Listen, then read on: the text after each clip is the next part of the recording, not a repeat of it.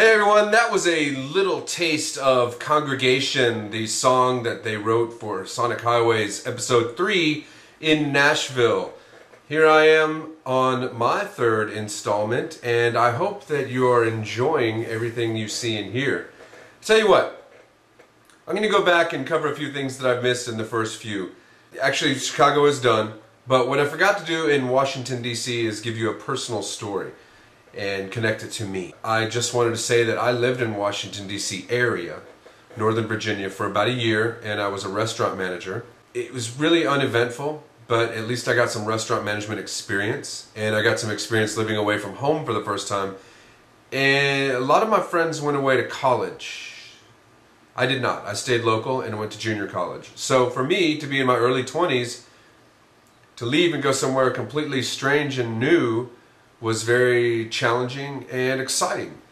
And I did that with the help of my wife, Kim, who drove me there. She drove with me. We drove a U-Haul box truck with my Blazer towed behind it. You know, she came back to Texas and then she visited over the holidays, 1998, I believe it was, for Christmas, and she stayed for New Year's and my birthday. So she stayed with me up there for 2 weeks, I think. I ended up moving because I just didn't like being away from my family and home and Kim, and so I came back and she drove with me, and this time we drove my Grand Am that I had bought up there, a nice cool little car at the time, with a trailer. So kind of things improved as I was there because my Blazer was a beater. But anyway, so yeah, my little trip to Washington, D.C. area included a Christmas, a Thanksgiving, a Christmas, New Year's, and 3 visits from my wife, girlfriend, friend at the time. We also drove up there through Nashville, so I can go ahead and tie you into my personalized story about episode 3. We stayed overnight in Nashville. We thought it was a cool city. We were very tired from the road trip, and we ate at a Bennigan's. So there's my Nashville story. I also have a very good friend who lives in Nashville. He's a world famous musician. You may know him. I'm not going to tell you his name because it's not important. This episode is all about me. Foo Fighters, Sonic Highways, Episode 3 in Nashville.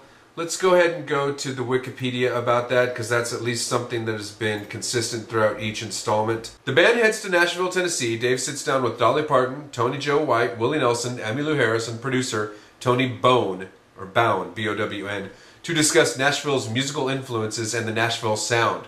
Foo Fighters prepare to record at Southern Ground Studio, owned by country musician Zac Brown, who also has a guest spot on the song Congregation. So yeah, they go to Zac Brown's studio, and his studio is unique because it was the first independent studio on Music Row. So I think the most interesting thing about this Nashville episode for me is that they discuss music writing, and that people go to Nashville to write music, not necessarily to become famous to perform it, but if you can break in the business as a writer for someone else, then you've made it. And also the interesting fact that they wrote, and this is a line out of the song Congregation too, they wrote their songs to create hit singles because there were so many artists writing for other artists. They were writing just for one song. So the jukebox was their biggest seller. So of course they'd have the radio hit, and then it would go to jukeboxes all over the country. So it was very interesting, especially talking to Dolly Parton about that. She wrote a song for Emmylou Harris, I believe. She tells an interesting story about that. And you know, just overall the vibe of this episode was way more in my wheelhouse. I enjoyed it much more than the DC version.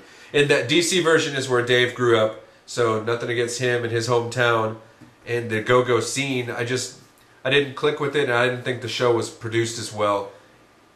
It wasn't edited as well. So Chicago had a good flow that kept me interested. I had more personal ties to it. DC, maybe my memory wasn't that great of the area, so maybe I was biased against it, but I'm back in my comfort zone with Nashville and people like Willie Nelson, Dolly Parton, Chris Christopherson, Johnny Cash. Also Zac Brown, he's really cool guy from what I understand, you know, what I get from him, and I like his music quite a bit. He told an interesting story about how he let another band record Chicken Fried under the agreement that they didn't ever do something with. I can't remember exactly what it was. I guess let it go to the radio. I'm not sure. They wanted to use the song, and he said, sure, go ahead, just as long as you don't do this with it. Well, they did that with it, and he took him to court, and he won. And I guess he, obviously Chicken Fried is his most famous song. But he's way more talented than just that song. If don't let that be the measuring stick of his talent. It's a cute, quirky song, but he's way cooler than that. The Bluebird Cafe, the iconic place that they opened the show with Dave solo acoustic on stage saying, I may get a big break, or whatever his sarcastic thing was. He was being silly. But it's a little intimate place with about 100 seats, and it's just a little diner, cafe, and if you do a set there and someone sees you, then you have a shot at making it big. And it's kind of funny, whenever the show opened, I looked at Kim and I was like, that's the same place that Amy Duggar went to. Because we watched the Duggars, and they did Amy, I can't remember exactly what the episode was, but it was focused all on Amy Duggar going to Nashville, and she sang at the Bluebird Cafe. And I don't know how her career's going, but that doesn't matter. But I just thought it was funny that this was the second documentary or reality type show where we saw that same place. So heightened awareness. The song Congregation is pretty good. Something from Nothing, the theme song, is okay. And I think that I said The Feast and the Famine was cheesy because of the way he writes.